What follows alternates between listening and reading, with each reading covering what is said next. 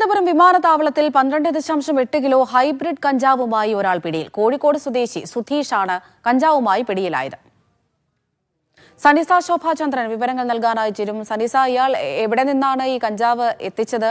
എന്തൊക്കെ വിവരങ്ങളാണ് നമുക്ക് ലഭ്യമാകുന്നത്? അമൃത, ബാങ്കോക്കിൽ നിന്നാണ് ഈ 45 പാക്കറ്റുകളിലായി 12.8 കിലോ ഹൈബ്രിഡ് കഞ്ചാവ് ഇയാൾ തിരുവനന്തപുരം വിമാനത്താവളത്തിൽ എത്തിച്ചത്. അവിടെ നിന്ന് കസ്റ്റംസും DRIയും ചേർന്ന് ഇയാളെ അറസ്റ്റ് ചെയ്യുകയായിരുന്നു.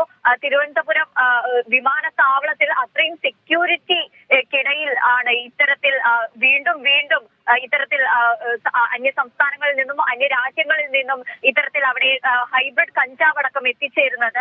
കോഴിക്കോട് സ്വദേശി സുധീഷാണ് ഇത്തരത്തിൽ ബാങ്കോക്കിൽ നിന്നും 12.8 കിലോ ഹൈബ്രിഡ് കഞ്ചാവ് കടത്തിയിരിക്കുന്നത്. കോടികൾ, ഇവിടെയുള്ള മാർക്കറ്റിൽ കോടികൾ വിലമതിക്കുന്ന കഞ്ചാവാണ് ഇപ്പോൾ കസ്റ്റംസും DRIയും ചേർന്ന് പിടികൂടിയിരിക്കുന്നത്. ഇതിന്റെ പ്രാഥമിക വിവരങ്ങളാണ് ഇപ്പോൾ നമുക്ക് ലഭിച്ചത്. മറ്റു വിവരങ്ങൾ വഴിയെ ലഭിക്കുമെന്നാണ് കരുതുന്നത്. അമൃത.